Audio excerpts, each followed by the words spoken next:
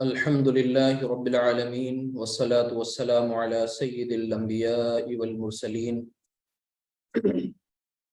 أما بعد أعوذ بالله من الشيطان الرجيم بسم الله الرحمن الرحيم الحمد لله رب العالمين الرحمن الرحيم مالك يوم الدين إياك نعبد وإياك نستعين اهدنا الصراط المستقيم صراط الذين أنعمت عليهم غير المغضوب عليهم ولا الضالين آمين رب اشرح لي صدري ويسر لي أمري واحلل عقدة من لساني يفقهوا قولي رب يسر ولا تعسر وتمم بالخير ربنا لا تؤاخذنا إن نسينا أو أخطأنا آمين يا رب العالمين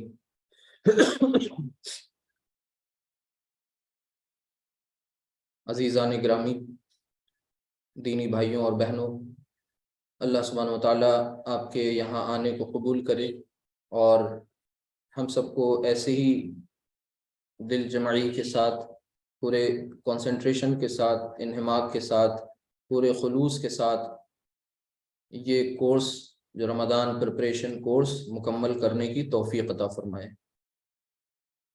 آپ سب کا بہت بہت خیر مقدم۔ دیکھیے، آج کی کلاس میں انشاءاللہ ہم سب سورۃ الفاتحہ کو سمجھنے کی، اس کو پڑھنے کی کوشش کریں گے انشاءاللہ۔ اور سورۃ الفاتحہ کے تعلق سے جیسا کہ آپ جانتے ہیں کہ یہ قرآن کریم میں مصحف کی ترتیب کے اعتبار سے بھی سب سے پہلی سورت ہے، اور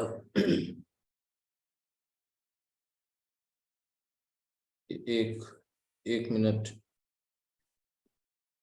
شکیل صاحب آپ کلاس میں ہیں؟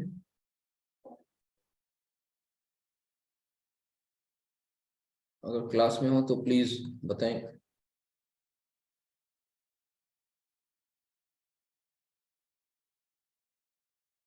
نہیں، چلیں۔ دیکھیے، یہ رمضان پریپریشن کورس سورۃ الفاتحہ، اس کے معنی ہے دا اوپننگ فاتحہ، ٹھیک ہے۔ اس سورت کو انشاءاللہ ہم سب سمجھیں گے اور اس نیت کے ساتھ سمجھنے کا آغاز کر رہے ہیں جہاں سے بات کل مکمل ہوئی تھی، قرآن کریم کے حقوق کو۔ قرآن کریم، ہر مسلمان کے جو حقوق ہیں قرآن کریم پر، وہ کون کون سے حقوق ہیں، ڈیوٹیز کیا ہیں، کیا ہمیں قرآن کے تعلق سے ایسی ذمہ داریاں ہیں جو دی گئی ہیں جو ہمیں نبھانی ہیں۔ تو جو کل بات ہوئی اسی کے بعد آگے آج ہم سب شروع کر رہے ہیں۔ دیکھیے، یہ سب سے پہلے قرآن کریم کی تلاوت اور ترتیل، یعنی یہ تلاوت، اور وہ بھی تلاوت ترتیل و تجوید کے ساتھ پڑھنے کی جو فضیلت ہے اس کو سمجھیے۔ تجوید یعنی سب سے پہلا کام اس پر قرآن کریم پر ایمان لانا، اس کی تعظیم کرنا، اور پھر اس کے بعد اگلا اسٹیپ آتا ہے، اگلا مرحلہ، کہ اسے پڑھنا جیسا کہ اس کے پڑھنے کا حق ہے، صحیح پروننسیشن کے ساتھ، تلفظ صحیح ہو، مخارج کی صحیح ادائیگی ہو، ایسے قرآن کریم کو پڑھنا، ٹھیک۔ تو آج اس قرآن کو پڑھنے کا آغاز ہم سب کہیں نہ کہیں ذہنی سطح پر کر رہے ہیں۔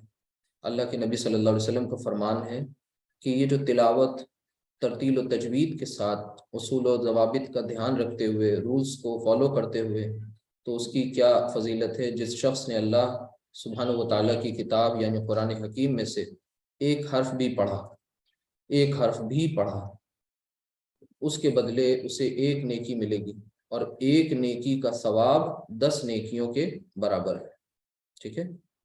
تو یہ جیسے ایک حدیث میں صاف طور پہ واضح کر کے آپ صلی اللہ علیہ وسلم نے فرمایا بھی ہے کہ میں یہ نہیں کہتا کہ الف لام میم ایک حرف ہے، بلکہ الف ایک حرف ہے، لام ایک حرف ہے، اور میم ایک حرف ہے۔ تو گویا کہ آپ نے کیلکولیٹ کر کے بتایا کہ آپ نے الف لام میم کو پڑھا تو 30 نیکیاں.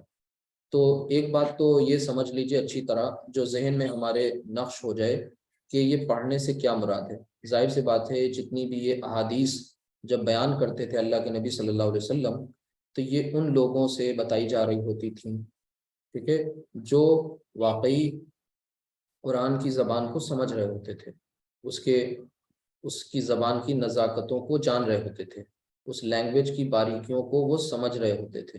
ان سے یہ بات کہی جاتی تھی کہ اگر تم ایک حرف پڑھو گے تو تمہیں ایک حرف پر 10 نیکی ملے گی، اور 3 حرف پڑھے تو وہ 30 نیکیاں ہو گئیں. ٹھیک ہے، تو ہم سب جب وہ پڑھتے تھے ایک طرح سے انہیں آمادہ کیا جاتا تھا، موٹیویٹ کیا جاتا تھا کہ قرآن کریم کو زیادہ سے زیادہ اس کو پڑھیں. اور ظاہر سی بات ہے جب وہ پڑھتے تھے تو پڑھنا اور سمجھنا ساتھ ساتھ چل رہا ہوتا تھا، تلاوت کے اسی مفہوم میں ہے، ٹھیک ہے، فالو کرنے کے مفہوم میں. تو ہم سب اس کو یوں ہی سرسری طور پہ نہ لے لیں کہ ثواب اکٹھا کرنے، ثواب کمانے کی کتاب قرآن ہے. ٹھیک ہے. دوسری بات، جو قرآن کا ماہر ہو وہ معزز ترین فرشتوں کے ساتھ ہوگا. جو شخص کسی معذوری کی وجہ سے قرآن کو اٹک کر پڑھتا ہے اور اس میں مشقت اٹھاتا ہے تو اس کا اجر 2 گنا ہوگا.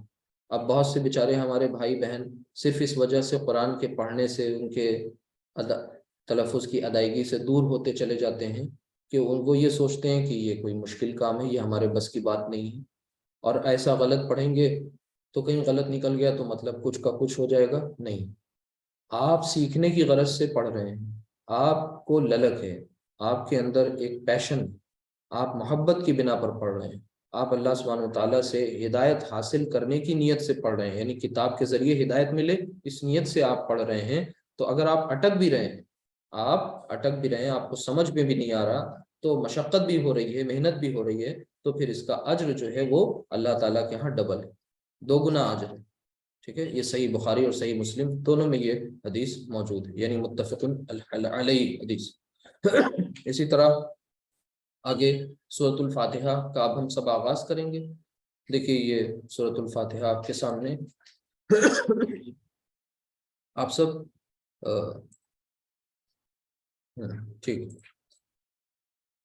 بسم اللہ الرحمن الرحیم، الحمد للہ رب العالمین، الرحمن الرحیم، مالک یوم الدین، ایاک نعبد و ایاک نستعین، اہدنا الصراط المستقیم، صراط الذین انعمت علیہم غیر المغضوب علیہم ولا الضالین. یعنی سب سے پہلے قرآن کریم کو ہم پراپرلی ریسائٹ کرنا سیکھیں. ٹھیک ہے، جیسے آپ نے انگریزی میں، انگلش ہم سب کی زبان نہیں ہے کہ نہیں، انگلش ایک غیر ملکی زبان، لیکن انگلش میں گرامر بھی پڑھی، بچوں کو بچپن سے ہم نے اسکول بھیجا، کالجز بھیجا، ٹھیک ہے، پر آگے چل کے وہ یونیورسٹیز میں گئے، وہاں جا کر کے انہوں نے انگلش کا صحیح پروننسیشن، تلفظ سیکھا، وہاں کے جو الفاظ ہیں، بہت سی ووکیبلری یاد کر لی. ٹھیک ہے، وہ اس زبان میں اسٹرانگ ہو گئے، فلوئنٹ ہو گئے، دنیا میں انہوں نے بہت بڑی بڑی ترقیاں حاصل کر لیں. ان کے اندر انٹیلیجنس تھا، ان کے اندر ان کا ذہن اچھا تھا، صلاحیت تھی، جس کی وجہ سے وہ کامیاب ہو گئے. عموماً تو خیال سب کا یہی ہوتا ہے، یعنی کہیں نہ کہیں انہوں نے اپنی صلاحیت کو لگایا جس کی بنا پہ انہیں کامیابی ملی. تو آج ہم ایک غیر ملکی زبان سیکھ لے جا رہے ہیں کوشش کی بنا پر، محنت کی بنا پر. تو کیوں ہم نے عربی زبان کے ساتھ یہ دوہرا معیار اور دوہرا رویہ اپنایا کہ آج ہم صحیح پڑھ نہیں پا رہے ہیں. مثال لے لیے چھوٹی سی، دیکھیے تجوید کے ساتھ پڑھنے کا مطلب ہے قرآن کو اس کے اصول و آداب کے مطابق پڑھنا. ایک مثال چھوٹی سی لے لیجئے، جیسے یہ بسم اللہ ہے، ٹھیک ہے، اگر اس کو کوئی پڑھے بسم اللہ، غلط ہو جائے گا، بالکل غلط ہو جائے گا. یہ میم زیر کے ساتھ ہے، لام جب زیر کے ساتھ ملتا ہے تو میم لام کی آواز پتلی ہوتی ہے، بسم اللہ. ٹھیک ہے، تو اب یہ باریکیاں اگر ہم سیکھ لیں گے تو کتنا بڑے اجر اور کتنے بڑے ثواب کے بھاگیدار بنیں گے. تو اس کی کوشش میں لگے رہیں، اس کی جستجو کریں کہ قرآن کا صحیح پڑھنا ہمیں آئے. ایک بات. دوسری بات یہ کہ پھر وہیں پر رک نہ جائیں، اٹک نہ جائیں، یعنی آپ نے انگلش کا الفاظ کا پروننسیشن سیکھ کر کے رک نہیں جاتے، بلکہ آپ کیا کرتے ہیں اپنی زندگی میں آگے اور ترقیوں کے راستے کھولنا چاہتے ہیں۔ بہت اچھی بات ہے، سیکھنا چاہیے، جتنی زبانیں سیکھیں اتنی اچھی بات ہے، جتنے علوم حاصل کریں اتنی اچھی بات ہے، پروگریسو ہونا چاہیے، ٹھیک ہے، ہم سب کو ترقی پسند ہونا چاہیے۔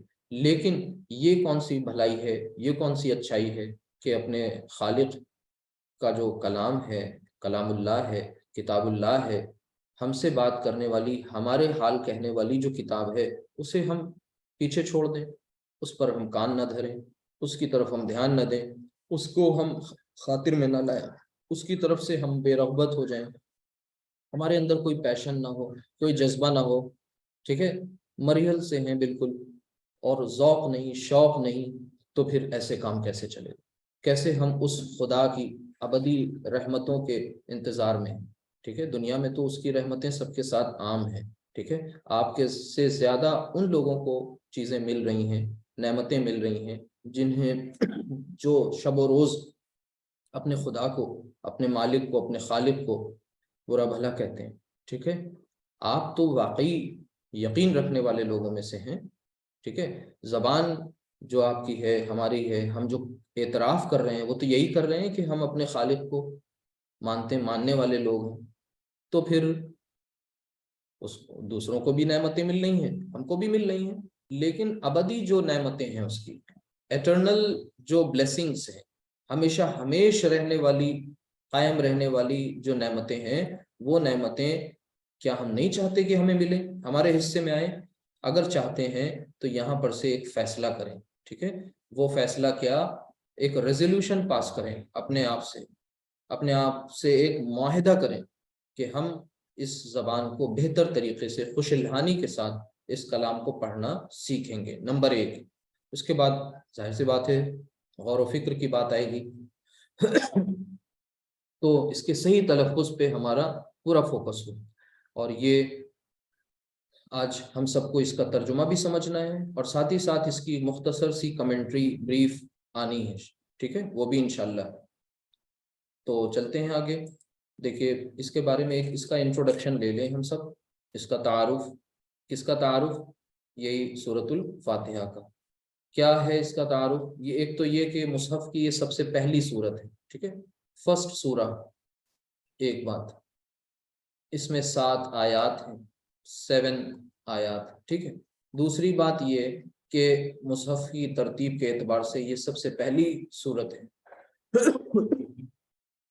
یہ اوپننگ سورت ہے، اسے قرآن کریم کا پریفیس کی حیثیت حاصل ہے۔ قرآن کریم جیسے کہ دیباچے کی طور پر یہ بالکل ابتدا میں ہے، ٹھیک ہے۔ یہ پوری کی پوری صورت کیا ہے؟ دعا کے فارم میں، اور یہ دعا و مناجات کے فارم میں، اور اس دعا کا جواب جو ہے وہ پورا قرآن ہے، اس بات کو سمجھیے انشاءاللہ۔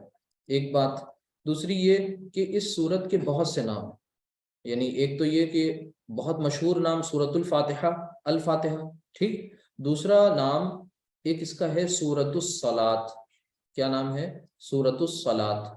یہ جو سورۃ الصلاۃ نام ہے، یہ یعنی الصلاۃ نام اس کا کیوں پڑا؟ کیونکہ نماز میں ہر رکعت میں یہ پڑھی جا رہی ہے، ہر نماز میں یہ پڑھی جا رہی ہے، بار بار پڑھی جا رہی ہے، ایک بات۔ اسی طرح اس سورت کا ایک اور بہت اچھا نام وہ ہے سورۃ المناجات۔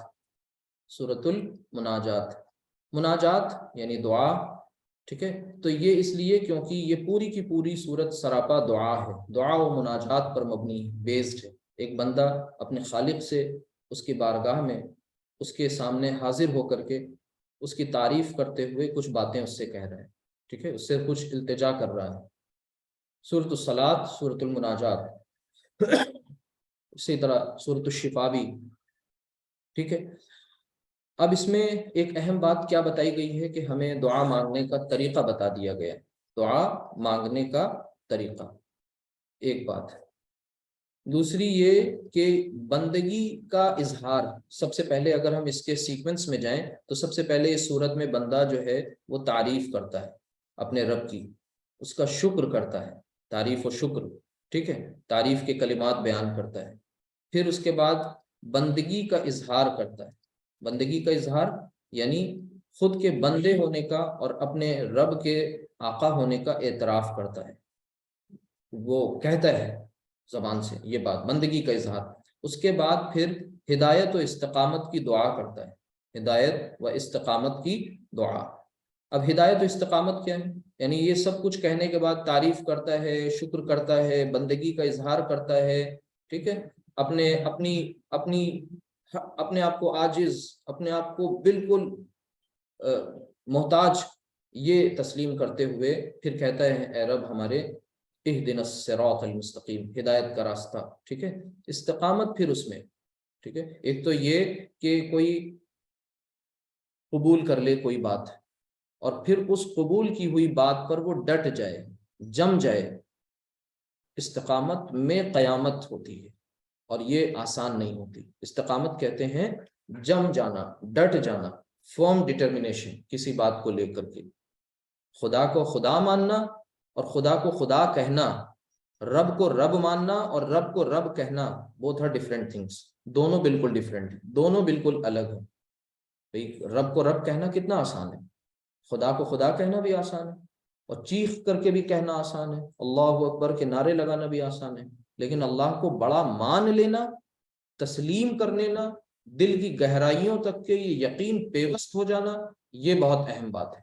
اور یہی ہے دراصل، اسی میں ہے استقامت، کیونکہ یہ عمل ڈیمانڈ کرتا ہے۔ یہ کہتا ہے کہ بھائی صرف زبانی جمع معاملہ نہیں چلے گا، ٹھیک ہے، تو وہ بات ہے نہیں کہ action is louder than words, یعنی ایکشن جو آپ کا ہوتا ہے وہ آپ کے باتوں سے زیادہ اس کی آواز تیز ہوتی ہے، باتوں کی آواز ہے، ساؤنڈ ہے، لب و لہجہ ہے، آپ بولتے ہیں، آپ کی آواز ہے، ٹھیک ہے، لیکن آپ کے جو اعمال ہیں، آپ کے جو ایکشن ہیں، آپ کے جو کام ہیں، ان کی آواز زیادہ تیز ہے بنسبت ان الفاظ کی، ٹھیک، تو یہ ایک اہم بات ہے۔ اسی طرح یہ پوری کی پوری سورت سراپا دعا ہے، اور اس دعا کا جواب کیا ہے؟ وہ قرآن، پورا کا پورا قرآن ہے۔ یعنی جہاں پر بات ختم ہوتی ہے، جو ہم مانگتے ہیں، اس کے بعد ہمیں تحفے میں کیا ملتا ہے؟ پورا کا پورا قرآن۔ اب یہ سورۃ الفاتحہ قرآن کا ہی حصہ ہے، لیکن پھر الف لام میم سے جو بات شروع ہوتی ہے وہ دراصل ہماری اس دعا کا وہ ہے۔ اور ہدایت کے لیے ہمیں کیا چاہیے؟ ظاہر سی بات ہے ہمیں کوئی سہارا چاہیے، ظاہر سی بات ہے ہدایت کے لیے ہمیں کوئی ایسا واسطہ چاہیے جس کو ہم پکڑ لیں تو کبھی گمراہ نہ ہو، اور وہ کون ہے؟ حبل اللہ، حبل اللہ، اللہ کی رسی، اللہ کی رسی۔ اور اللہ کی رسی کیا ہے؟ یہی قرآن، اس قرآن کو پکڑنا ہے۔ اور جب اس قرآن کو پکڑیں گے تو نہ تو ہم بھٹیں گے، نہ بکھریں گے، نہ ٹوٹیں گے، پھر ہم صحیح سلامت ہو جائیں گے، پھر ہم متحد ہو جائیں گے۔ صرف اس قرآن کی طرف واپس لوٹنا ہے، پلٹنا ہے، لہٰذا یہ قرآن ہم سے کہہ رہا ہے کم بیک ٹو قرآن، ٹھیک ہے، قرآن کی طرف واپس ہو، اپنے اللہ کے ودھان کی طرف واپس ہو، اس کے اپنے چارٹر کی طرف واپس ہو، اس کی قانون شریعت کی طرف واپس ہو، اس کے سامنے اپنے آپ کو بالکل عاجز، بالکل ہر طرح سے کمزور، ناتواں سمجھتے ہوئے سرنڈر کر دو۔ اور کیسا سرنڈر کرنا؟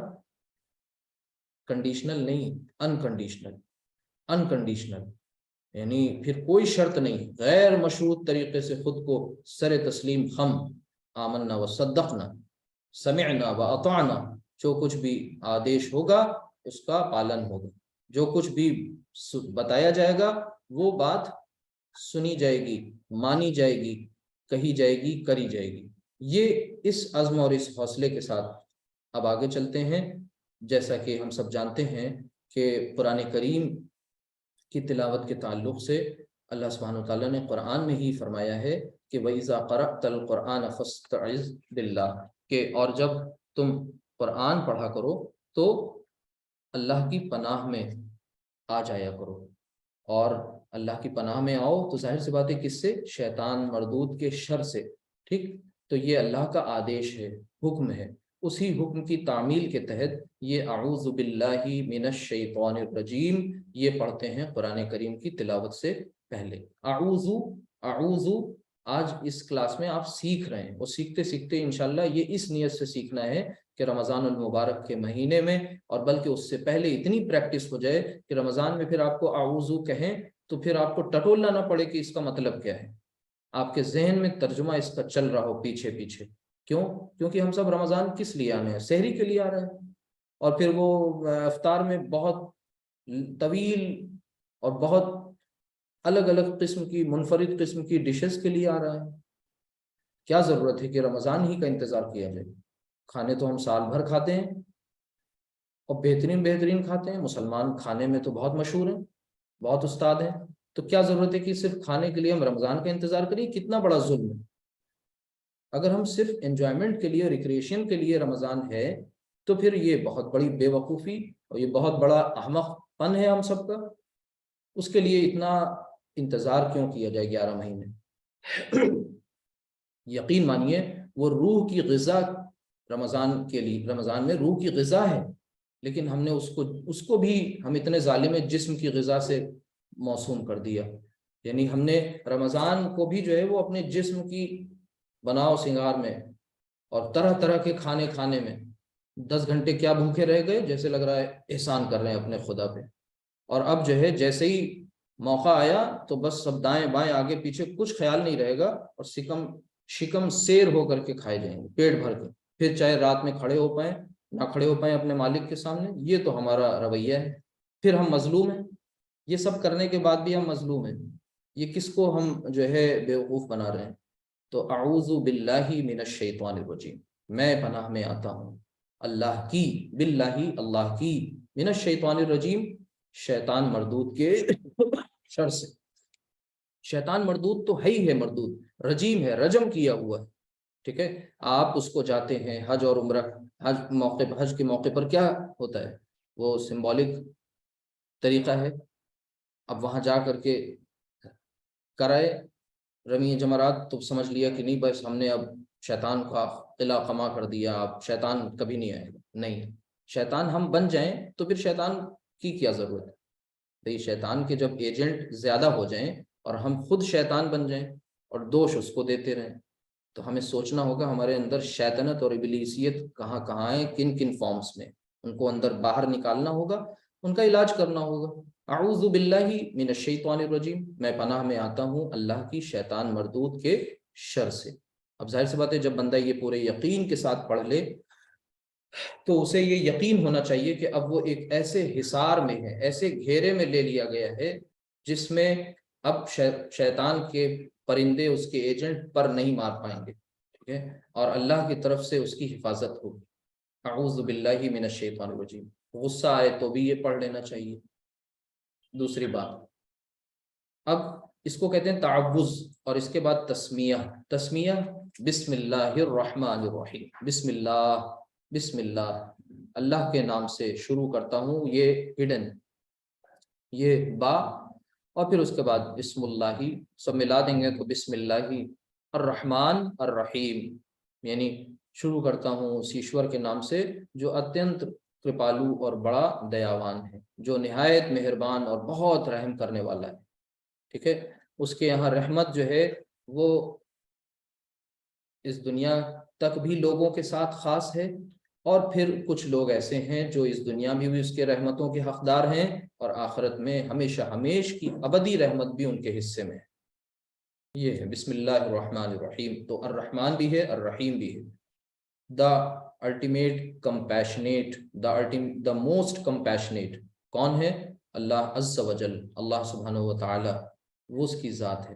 اب اس کے نام سے آغاز کرتے ہیں، اور اس سے پہلے اس بات کو جان لیں، یہ ایک آیت میں نے یہاں پر کوٹ کی ہے کہ اسی قرآن کے حوالے سے وَلَقَدْ آتَيْنَاكَ سَبْعًا مِنَ الْمَثَانِي وَالْقُرْآنِ الْعَظِيمِ، اور ہم نے آپ کو دی ہے 7 بار بار پڑھی جانے والی آیات اور عظمت والا قرآن۔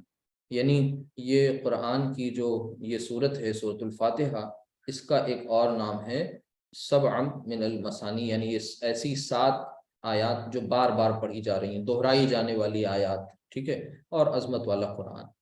تو اس کے تعلق سے یہ بھی ہے کہ یہ نبی بڑی فضیلتیں اس کے بارے میں آئی ہیں۔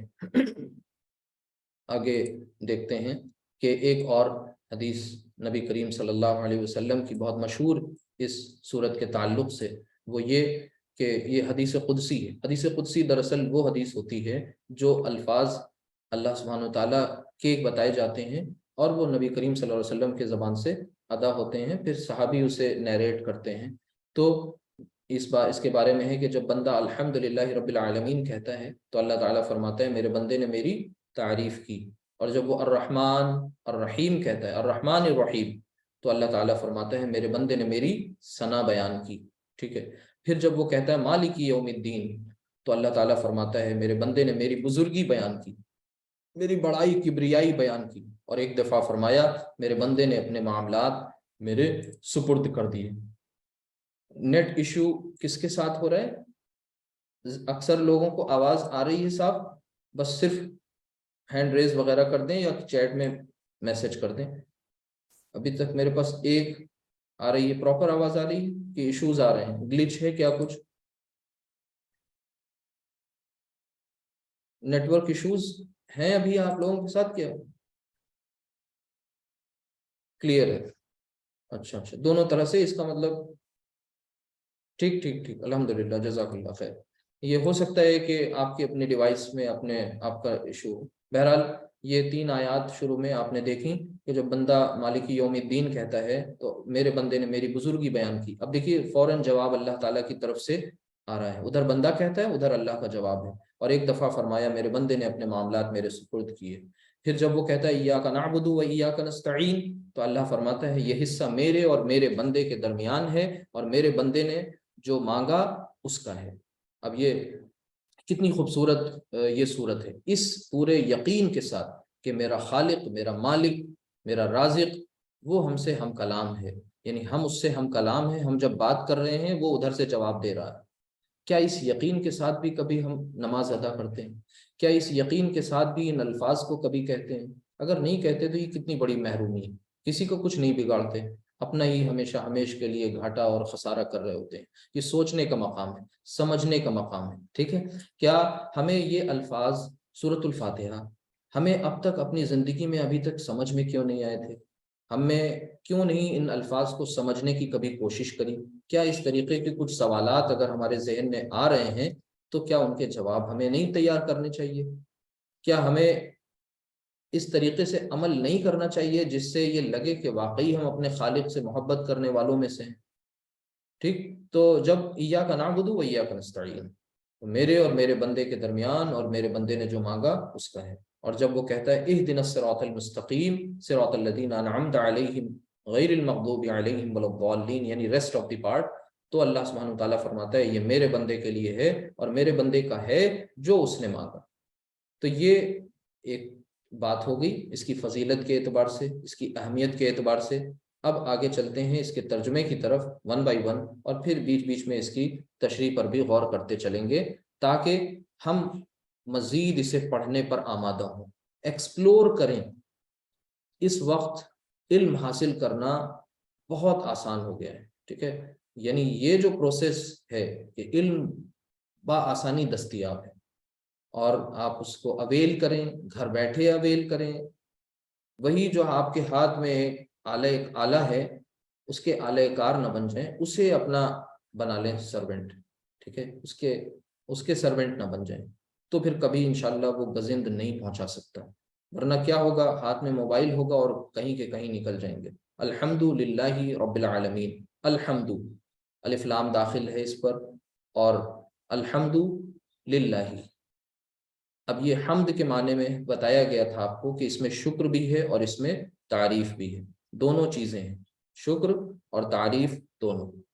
تو اس طرح سے ہم یہ کہیں گے کل شکر، کل تعریف، کل حمد، کل ثنا، جو بھی کچھ کہہ سکتے ہو میکسیمم سب کچھ اس خالق، مالک، رازق کے لیے، اس اللہ کے لیے ہے جس کی صفت یہ بتائی گئی رب العالمین، کہ وہ تمام جہانوں کا رب ہے۔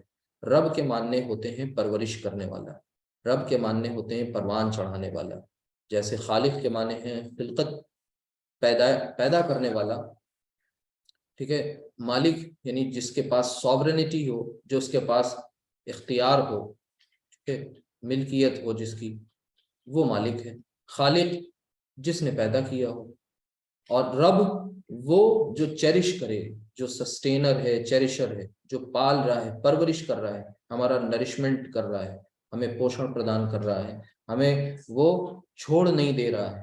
بلکہ ایک بندہ جب اس دنیا میں آتا ہے کچھ نہیں ہوتا، وہ اس سے پہلے، اس کے دنیا میں آنے سے پہلے اس کے رزق کا انتظام، ٹھیک ہے، ماں کے پیٹ میں اس اندھیری کوٹری میں رزق کا انتظام، آکسیجن کا انتظام، یہ کون کر رہا ہے؟ وہی رب کر رہا ہے۔ کیا اس سے ہمیں محبت ہوئی؟ ہم نے محبت کے جگہ جگہ دعوے کیے، نہ جانے کن کن سے کیے، لیکن ہم اس خالق سے جو ہے اپنے محبت کا نہ تو اظہار کر پائے اور نہ ہم اس کو عملاً ثابت کر پائے کہ واقعی ہم محبت کرتے ہیں۔ تو اس سے محبت کرنا ہے۔ الحمدللہ رب العالمین۔ تو محبت کب ہوگی؟ جب اس کی نعمتیں ہم کیا کریں گے؟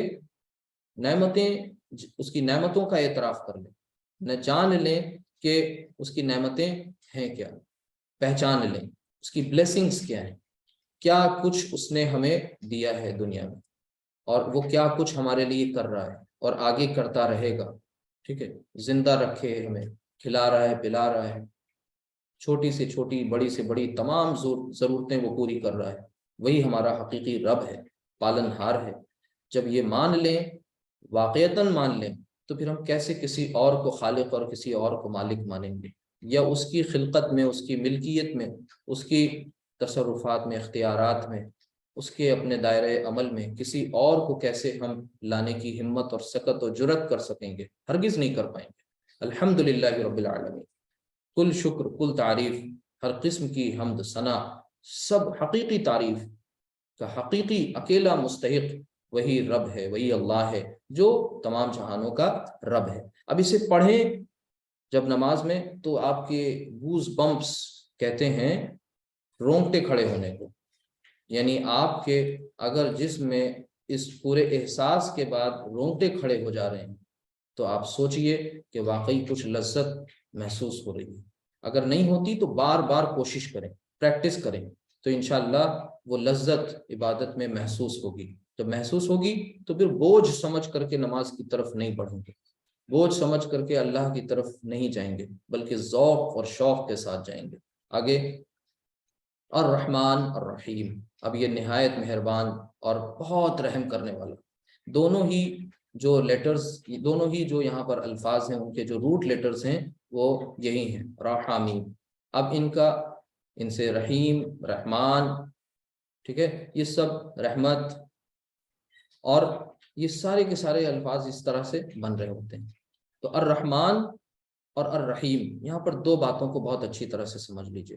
آپ نے کبھی اگر قریب سے اوشن کو دیکھا ہو اور کبھی قریب سے آپ نے ریور کو دیکھا ہو، اوشن کہتے ہیں سمندر کو اور ریور کہتے ہیں ندی کو، دونوں کے روانی میں پانی جو بہتا ہے دونوں میں ایک فرق پایا جاتا ہے۔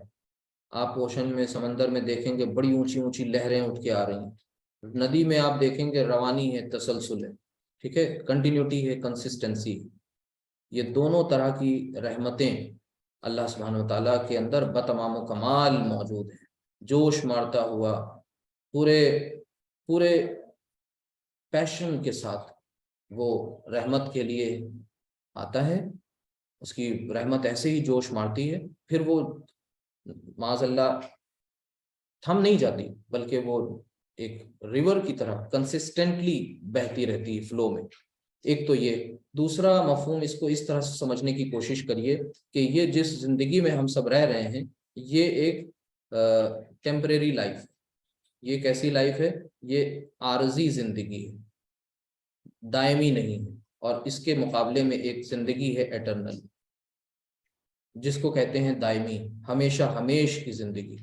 یہ ہمیشہ ہمیش کی زندگی، اس کے مقابلے میں یہ بہت چھوٹی سی اور یہ بہت نہ ختم ہونے والی زندگی۔ تو اب یہ جو زندگی ہے، یہاں پر اللہ سبحانہ وتعالیٰ کے تمام بندے ہیں۔ وہ بندے بھی ہیں جو اللہ کو جی بھر کے بد زبانی کرتے ہیں، اللہ کو برے ناموں سے پکارتے ہیں، اس کی نعمتوں کا انکار کرتے ہیں، اس کے ساتھ غلط باتیں منسوب کرتے ہیں، ان کو بھی اللہ تعالیٰ ہر چیز سے نواز رہا ہے، ہر سب کچھ دے رہا ہے، ٹھیک ہے، ان کے اعمال کا بدلہ ان کو دنیا میں ہی دے رہا ہے۔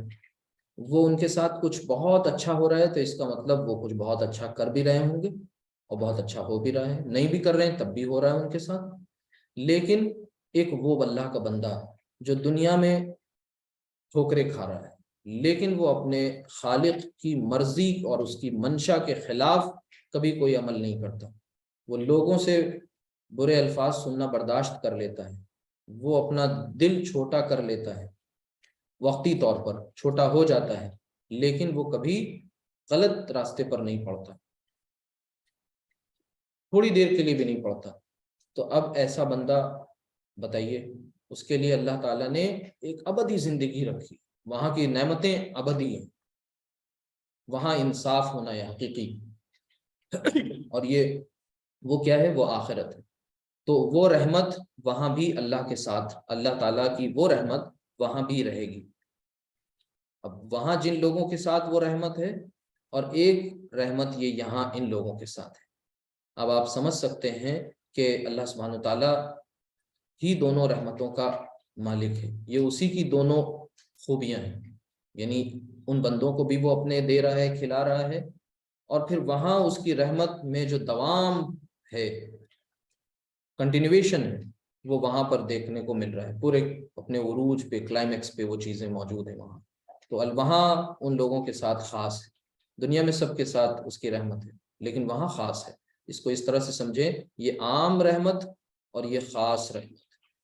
اب یہ آپ اگر سمجھ گئے تو انشاءاللہ الرحمن اور الرحیم کا کانسیپٹ بھی انشاءاللہ کلیئر ہو جائے۔ اور جب یہ الرحمن الرحیم کہہ رہے ہوں تو اس کی رحمتوں کا اعتراف کریں، ذہن میں لائیں اس کی رحمتوں کو کہ کیا کیا رحمتیں اس نے آپ کے ساتھ کی۔ مالک یوم الدین، مالک ہے، master of the day of judgment, مالک یوم الدین یعنی الدین۔ الدین تفصیلات میں جائیں گے، کراس ریفرنسز پیش کریں گے، وقت زیادہ ہے نہیں ہے۔ الدین یہ وہ بھی دین ہے، دین نظام حکم، ٹھیک ہے، اور یہ الدین وہ بھی ہے جو جس دن بدلہ دیا جائے گا، بدلہ، جزا، تو بدلے کے دن کا، یوم الدین بدلے کے دن کا کیا ہے، مالک ہے۔ اب یہ بدلے کا دن اس لیے اہم ہے کیونکہ وہ منصف مزاج ہے، انصاف پسند ہے، انصاف کو پسند کرتا ہے، ٹھیک ہے، اس کا طرف سے انصاف ہوتا ہے۔ یعنی اگر اس کے بارے میں، یعنی اگر وہ فیصلے کا دن نہ آئے یا فیصلے کا دن نہ ہوتا تو اس کے انصاف پسند ہونے پر سوالیہ نشان لگ جاتا کہ ہمارا اللہ، ہمارا مالک، ہمارا خالق انصاف پسند نہیں ہے، یہ سوال کھڑا ہو جاتا۔ اس لیے آخرت ضروری، کیوں؟ کیونکہ دنیا میں چور دروازے ہیں، بھاگنے کے لیے، نکلنے کے لیے، قانون سے بچنے کے لیے، لوگوں کو دھوکہ دینے کے لیے، لوگوں کے ساتھ برا کرنے کے لیے بہت کچھ موجود ہے، اور لیکن اللہ سبحانہ وتعالیٰ کی پکڑ سے وہاں اب پھر کوئی باہر نہیں آ سکتا، بچ نہیں سکتا۔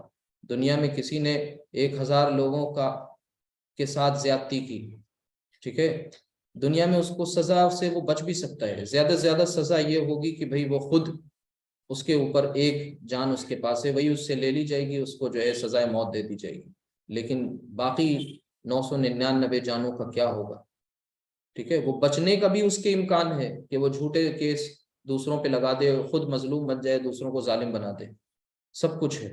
لیکن اب اگر ایسا ہی رہا اور آگے کوئی عدالت قائم نہ ہوئی، رحمانی میزان، رحمانی عدالت، آخری عدالت، تو پھر یہ انصاف نہیں ہوا۔ لہٰذا وہ مالکی یوم الدین ہے، اس دن ایک ایک چیز کا حساب ہوگا، بدلہ ہوگا۔ اب یہاں تک کہ بندہ اللہ کی تعریف کرتا ہے، پھر اس کے بعد اللہ سبحانہ وتعالیٰ سے کیا کہتا ہے، ایاک نعبد و ایاک نستعین، کہ صرف تیری ہی، ایاک نعبد ہم عبادت کرتے ہیں، و ایاک نستعین اور صرف تجھ ہی سے ہم مدد چاہتے ہیں، مدد مانگتے ہیں۔ اب ہم سب اپنے اپنے آپ سے یہ سوال کریں، زیادہ سے سوال کریں کہ ہم نے عبادت کس کس کی ہے، اور ہم نے مدد کس کس سے چاہی، کیسی مدد، کیسی عبادت، ہم نے دنیا میں کن کو جو ہے اللہ کے مقابلے میں رکھا ہوا ہے۔ کسی نے مال کو اللہ کے مقابلے میں رکھا ہوا ہے، کسی نے اپنی خواہشات کو اللہ کے مقابلے میں رکھا ہوا ہے، یہ لسٹ بنائیے، ویلتھ، ٹھیک ہے، اور آپ کی ڈیزائرس، یہ سب چیزوں کی ہم لسٹ بنائیں۔ اسی طرح کوئی بہت بڑے ہم نے نیتا سے، پولیٹیکل اسٹیبلشمنٹ میں ہم جانا چاہ رہے ہیں، کسی بڑے نیتا سے ہم نے اپنی امیدیں وابستہ کی ہوئی، ٹھیک ہے، کسی بھی انسان سے اللہ کے مقابلے میں اگر ہم نے امیدیں وابستہ کر لی تو پھر یہ ہمارے لیے خرابی ہو جائے گی۔ کیسی امیدیں؟ کہ اس کی مرضی، اس کی منشا ہوگی تو یہ ہمارے ساتھ اچھا کرے گا، ورنہ نہیں کر سکتا۔ تو ہمیں مانگنا اس سے ہے، وہ دل میں ڈال دے گا، الٹیمیٹلی ہمیں مل جائے گا۔ اس چیز کو سمجھنا ہے کہ اگر یہ بات سمجھ میں آ جائے کہ بھائی مدد کسی سے نہیں مانگنی، تو کل کو ہم گر جائیں گے، جب گاڑی سے کوئی ہمیں اٹھانے آئے گا تو کہیں گے نہیں بھائی ہمیں آپ کی مدد نہیں چاہیے، ہم مدد کسی سے نہیں مانگتے، یہ تو مذاق ہو جائے گا۔ نہیں، یہاں مدد سے مراد اللہ سبحانہ وتعالیٰ دلوں کو بدلنے والا ہے، وہ دلوں میں بانٹ ڈالے گا، لوگ ہماری مدد کو آئیں گے، لوگ ہماری مدد کر رہے ہوں گے، لیکن اس میں ان لوگوں کا کوئی اختیار نہیں ہے۔ یعنی ہمیں یہ چیز سمجھنے کی کوشش کرنی ہے کہ ہمیں مدد مانگنی کس سے ہے، غیب میں مدد کس سے مانگنی ہے، کس کو ہم اپنا جو ہے حقیقی التجا چاہنے والا، یعنی کس سے ہم اپنی التجائیں پوری کرا رہے ہیں، کس سے ہم اپنی مناجات کر رہے ہیں، کس سے ہم اپنی دعائیں مانگ رہے ہیں۔ ان سے مانگ رہے ہیں جو خود اس کے محتاج ہیں، یا واقعی ہم اس سے مانگ رہے ہیں؟ کیونکہ اللہ سبحانہ تعالیٰ تو کہتا ہے کہ ہم تمہارے رگے جاں سے بھی زیادہ قریب ہیں، جب کوئی بندہ دعا کرتا ہے تو ہم جواب دیتے ہیں، ٹھیک ہے، تو میری طرف ایک قدم آؤ، ہم تمہاری طرف 10 قدم آتے ہیں۔ تو یہ سب کچھ موجود ہے، تب پھر ہم کیوں ادھر ادھر بھٹک رہے ہوتے ہیں؟ ہم عبادت کر رہے ہیں، پرستش کر رہے ہیں، کوئی مال کی کر رہا ہے، کوئی اسباب کی کر رہا ہے، کوئی اپنے گھر والوں کی کر رہے ہیں، جائز ناجائز غلط صحیح سب میں اس نے دوسروں کو تصرفات بانٹے ہوئے ہیں، دوسروں کو اختیارات دیے ہوئے ہیں، دوسروں کو اس نے اتھارٹی دے دی، اور اپنے مالک، اپنے خالق سے نہیں، وہ اس درجہ سے کنیکٹ ہے۔ تو ہمیں عبادت کس کی کرنی ہے، ہمیں سوچنا ہوگا۔ نماز پڑھنے جائیں تو اپنے آپ سے پوچھیں کہ ہم اسی کی عبادت کرنے جا رہے ہیں یا کہیں اور بھی جا رہے ہیں۔ جب وہاں سے نکلیں تو پوچھیں کس کی عبادت کی تھی۔ اب صرف نماز تک اور اس مسجد تک اور اس مصلی تک کے ہی اپنے خدا کو محدود کیا ہوا تھا، کہ ہم نے اپنی دکان میں بھی اس کو دخل دینے کی اجازت دی ہوئی ہے، اپنے کاروبار میں بھی اس کو دخل دینے کی اجازت دی ہوئی ہے؟ ٹھیک ہے، یہ بہت بڑا سوال ہے کہ اللہ سبحانہ وتعالیٰ کو ہم نے کہاں تک اختیار دیا ہے۔ بہت مشکل سی بات بول رہا ہوں، لیکن یہ چیز سمجھنے والی ہے، کیونکہ ہم کہتے ہیں نا کہ دنیا میں جھوٹ بولے بغیر بزنس نہیں ہوتا، بےمانی مکاری کیے ہوئے بغیر دنیا میں فائدے حاصل نہیں ہوتے، عزتیں نہیں ملتی، لوگ بے وقوف سمجھتے ہیں۔ تو یہ ہم اس کے اصولوں کی خلاف ورزی کر رہے ہیں، اس کے بنائے ہوئے قوانین کو ہم توڑ رہے ہیں، اور ہم کہتے ہیں کہ ہم ایاک نعبد، ہم تیری ہی عبادت کرتے ہیں، مذاق کرتے ہیں ہم۔ تو ہمیں پوچھنا ہوگا کہ ہم کس کی عبادت کرتے ہیں اور کس کی عبادت کرتے رہیں گے۔ اسی طریقے سے آگے فرمایا، اب بندہ کہتا ہے اہدنا الصراط المستقیم، وہاں پر اس نے کیا کہا؟ اقرار کیا، کانٹریکٹ سائن کیا۔ اب وہ کہتا ہے اللہ سبحانہ وتعالیٰ راستہ دکھا دے، کون سا؟ سیدھا راستہ، بالکل سواء السبیل، بالکل سیدھا راستہ۔ اب یہ جو راستہ دکھانے کی بات ہے نا، شو می دا اسٹریٹ پاتھ، ہمیں سیدھا راستہ دکھا دے، تو اس میں صرف دکھانا نہیں ہے بلکہ ہمارا ہاتھ پکڑ کر کے چلا دے۔ پھر اس کے بعد اس راستے میں آنے والے جو اورودھک ہیں، آبسٹیکلز ہیں، ان سے بھی ہمیں نجات دلا دے۔ آزمائشیں آئیں گی، ہم متحمل نہیں ہیں، ہم حساب نہیں دے سکتے، ان آزمائشوں کو بھی جو ہے ہم پر سے پھیر دے، ہمارا حساب، ہمارا ایسے امتحان نہ لے۔ اہدنا الصراط المستقیم، اور پھر آخر میں استقامت دے دے کہ ہم اسے میں ڈٹے رہ جائیں، جمے رہ جائیں۔ سیدھا راستہ نظر آ جانا ایک الگ بات ہے، اور سیدھا راستہ نظر آنے کے بعد اس پر چلتے رہ جانا یہ الگ بات ہے۔ آپ یہاں پر ہیں، آپ یہاں پر راستہ بھٹک گئے، کوئی صاحب آپ کو ملے، آپ نے راستہ پوچھا، انہوں نے بتا دیا کہ بھئی یہ سیدھا راستہ ادھر جا رہا ہے۔ اب بتائیے، صرف انہوں نے دکھا دیا، اب اس راستے پر پگڈنڈیاں بھی ہیں، دائیں بائیں بہت سے راستے ہیں۔ ایک حدیث میں ہے، اس وقت مجھے اس کا متن یاد نہیں آ رہا، نبی کریم صلی اللہ علیہ وسلم نے ایک دفعہ ایسے زمین پر یوں ہی ایسے ایک سیدھی لکیر کھینچی، ٹھیک ہے، سیدھی لکیر کھینچی، اور پھر اس کے بعد اس کے آڑی ترچھی اس طریقے کی لکیریں بھی کھینچی، دائیں بائیں، لیفٹ رائٹ، اور پھر کہا یہ ہے صراط مستقیم۔ اور یہ ہیں وہ راستے جو خطوات الشیطان ہیں، یہ شیطان کے راستے ہیں۔ اللہ کا راستہ بالکل سیدھا، اسٹریٹ فارورڈ، اس میں کوئی ٹرن نہیں۔ تو اس سیدھے راستے کو دکھا دینا، کسی نے دکھا دیا، اب ہم اس سیدھے راستے پر ڈٹ جائیں، جم جائیں، استقامت نصیب ہو، یہ بھی اللہ ہی کرے تو ہمارے لیے آسان ہے، ورنہ ہمارے بس کی بات نہیں ہے۔ اس سوچ کے ساتھ، اس فکر کے ساتھ اس سے دعا مانگیں۔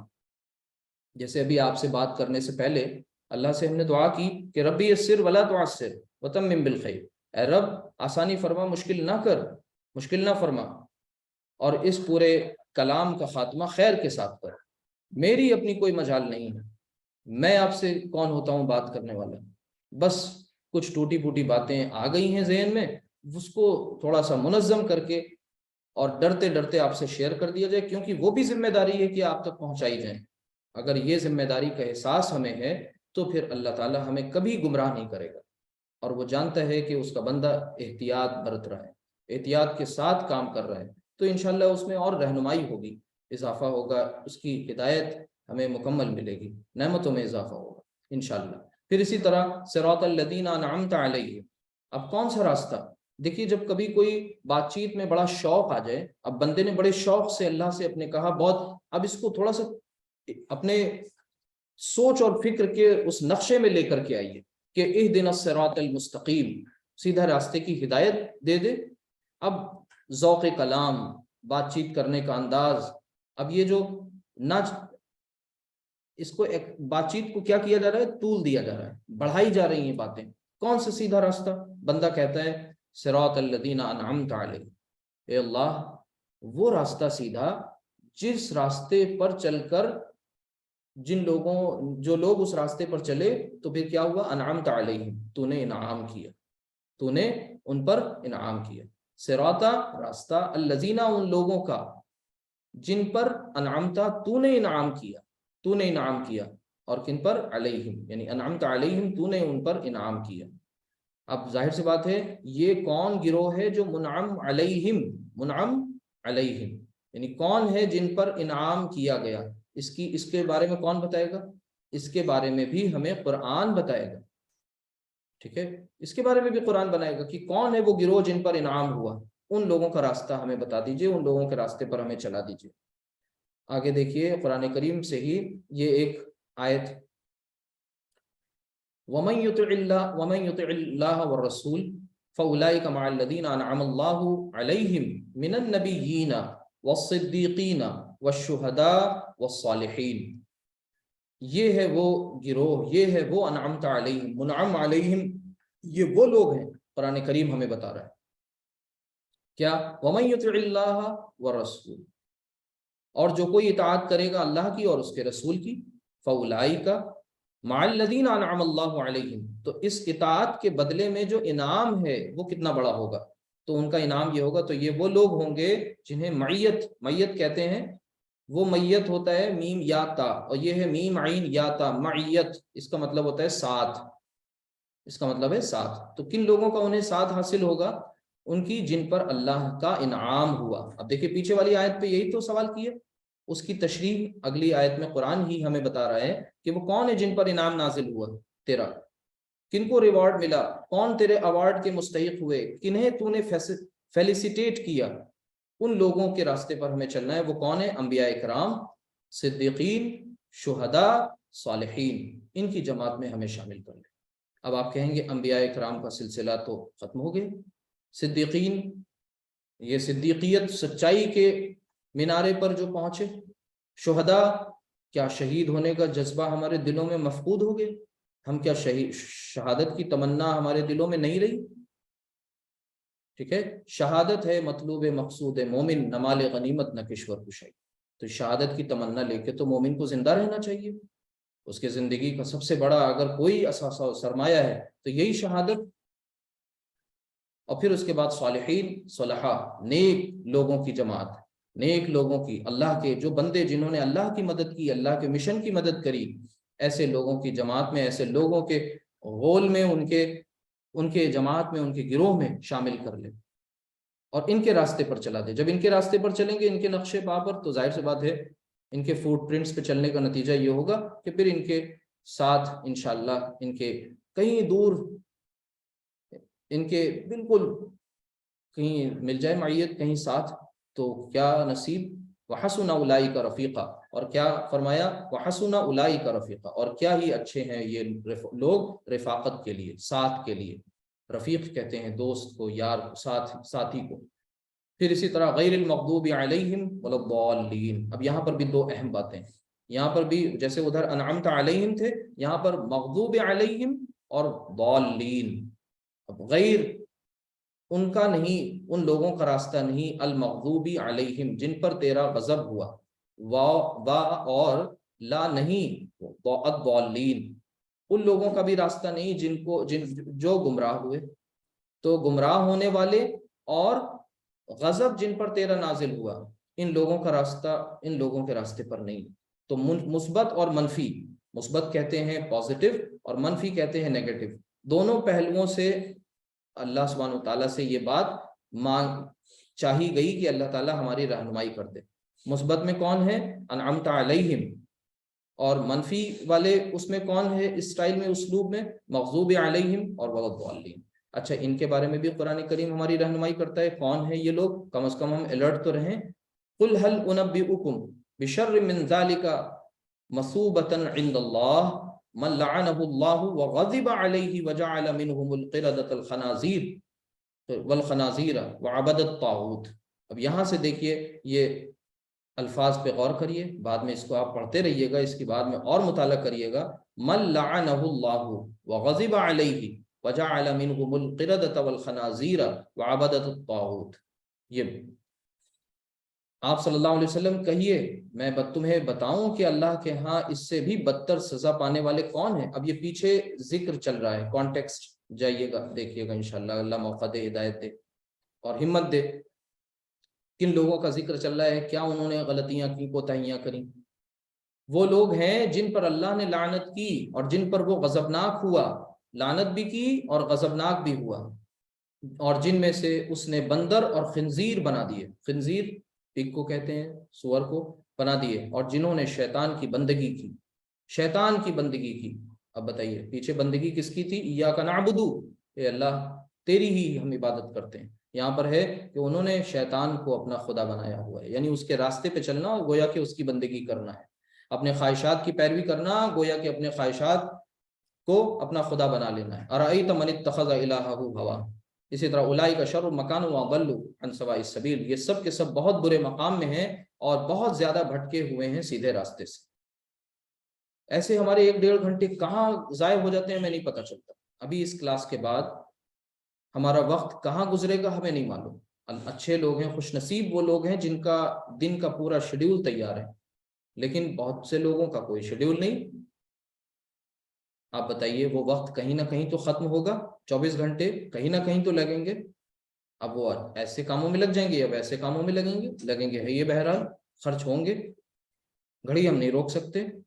تو یہ وقت کبھی کبھی بہت بھاری لگنے لگ جاتا ہے، ہمیں خود احساس ہے کہ ہم زیادہ آگے پہنچ گئے، لیکن اسے مکمل کر لیں انشاءاللہ۔ یہ پورا ایک نصاب ہے، ایک سلیبس ہے، اور یہ صرف اس لیے نہیں کہ بس سب کچھ سیکھ گئے، یہاں سے ایک تحریک ہمیں ملنی ہے کہ ہمیں اب آگے کیا کچھ نہیں کرنا۔ ہمیں اپنے زندگی میں کچھ ایسے مشن بنانے ہیں کہ ہمیں ابھی بہت کچھ سیکھنا ہے۔ The more you learn, the more you know about your ignorance۔ آپ جتنا زیادہ پڑھتے جائیں گے اتنا زیادہ آپ کو اپنی لا علمی کے بارے میں اس کا احساس ہوتا جائے گا۔ تو یہ بات آ گئی سامنے کہ مغضوب علیہم۔ اسی طرح ایک جگہ اور فرمایا ضربت علیہم الذلۃ والمسکنۃ وباؤوا بغضب من اللہ۔ یہ ظاہر سی بات ہے، اہل کتاب یہود و نصارہ یہ وہ لوگ جن کو کتابیں دی گئیں، یہ وہ لوگ جنہوں نے کتابوں میں تبدیلیاں کی، یہ وہ لوگ جنہوں نے اللہ کی آیات کو چند سکوں کے عوض بیچ دیا، یہ وہ لوگ جنہوں نے اللہ کے احکام کو، اللہ کی شریعت کو اپنے لیے کوئی فالو کرنے والی چیز نہیں سمجھا، اپنی مرضی اپنی منشا کو دخل دیا۔ یہ وہی لوگ ہیں جن کے بارے میں ہے کہ یہ مغضوب علیہم بھی ہیں، یہ ولا-الضالین بھی ہیں۔ اب یہ ضالین کے بارے میں آگے اور آتا ہے کہ کون گمراہ ہیں، کہ قل یا اہل الکتاب لا تغلوا فی دینکم غیر الحق ولا تتبعوا اہواء قوم قد ضلوا من قبل وَأَضَلُّوا كَثِيرًا وَضَلُّوا عَنْ سَوَاءِ السَّبِيلِ. کیا فرمایا؟ قل، کہہ دیجئے، آپ کہیے، یا اہل الکتابی، اے اہل کتاب، لا تغلو فی دینکم، دین میں کوئی غلو مت کرو، ناحق غلو مت کرو. جو ہماری عادت ہوتی ہے نا کہ ہمیں لگتا ہے کہ نہیں یہ چیزیں ابھی دین میں ادھوری ہیں، کچھ پلس کرو، کچھ پلس کرو، کچھ پلس کرو، تسلی نہیں ہو رہی، اور کہیں پر کچھ گھٹا دو، کچھ گھٹا دو، کچھ گھٹا دو. تو یہ پلس مائنس کا اختیار ہمارا آپ کا نہیں، یہ ہمارے خالق کے پاس ہے، اور ہم اس کے اختیار کو اپنے ہاتھوں میں لے رہے ہیں. اپنے دین میں ناحق غلو نہ کرو. اب اس سے ہمیں پتہ یہ چلے گا کہ انعمت علیہم تو سمجھ گئے، لیکن مغضوب علیہم اور ولضالین کو بھی جان لیں، تاکہ ان کی خصلتوں اور ان کی عادتوں اور ان کی سرشت، ان کی فطرت، اس سے بھی ہم باخبر ہو جائیں، اور پھر ہم بچنے والوں میں سے ہو جائیں انشاءاللہ. اور زیادتی نہ کرو، دیکھیے زیادتی نہ کرو. ولا تتبعوا، اور ان لوگوں کی اہواء، ولا تتبعوا اہواء قوم قد ضلوا من قبل، اور ان لوگوں کی نفسانی خواہشوں کی پیروی نہ کرو جو پہلے سے بہک چکے ہیں، اور وَأَضَلُّوا كَثِيرًا، اور بہتوں کو بہکا بھی چکے ہیں، عن سواء السبیل، وَضَلُّوا عن سواء السبیل، اور سیدھی راہ سے ہٹ گئے. اب ظاہر سی بات ہے دین میں غلو کرنا ناحق، یہ کتنے بڑی زیادتی کی بات ہے. اللہ تعالی ہم سب کو عمل کی توفیق عطا فرمائے، ہم سب کو سمجھ کی توفیق عطا فرمائے. اور یہ جو مغضوب علیہم ہے وَلَضَّالِّین، ان کے فتنوں کو پہچاننے والے، اب یہ پوری صورت کا ترجمہ یہاں پر آپ کے سامنے ہے، آپ اس کا ایک اسکرین شاٹ لے لیں، آپ کو انشاءاللہ اس سے فائدہ ہوگا. اللہ تعالی ہم سب کو عمل کی توفیق عطا فرمائے، اور مزید جاننے، سمجھنے، پڑھنے. اور ایک اہم بات کہ قرآن کریم کی زبان کو سیکھیں، اس کی زبان کو دوسروں تک وہ سیکھنے کی راستے ہموار کریں. اللہ کی زبان سیکھیں گے تو اللہ کے کلام کی انٹینسٹی، اس کے کلام کی حدت، شدت، اس کے لب و لہجے کا پتہ چلے گا انشاءاللہ. اللہ نے تمام نعمتیں نوازی دی ہیں، تو ہم اس کے لیے اتنا نہیں کر سکتے کہ ہم اس کے کلام کی زبان کو سیکھیں. اللہ تعالی ہم سب کو توفیق دے. سبحانک اللہم و بحمدک، اشہد ان لا الہ الا انت، استغفرک و اتوب الیک. السلام علیکم ورحمۃ اللہ وبرکاتہ.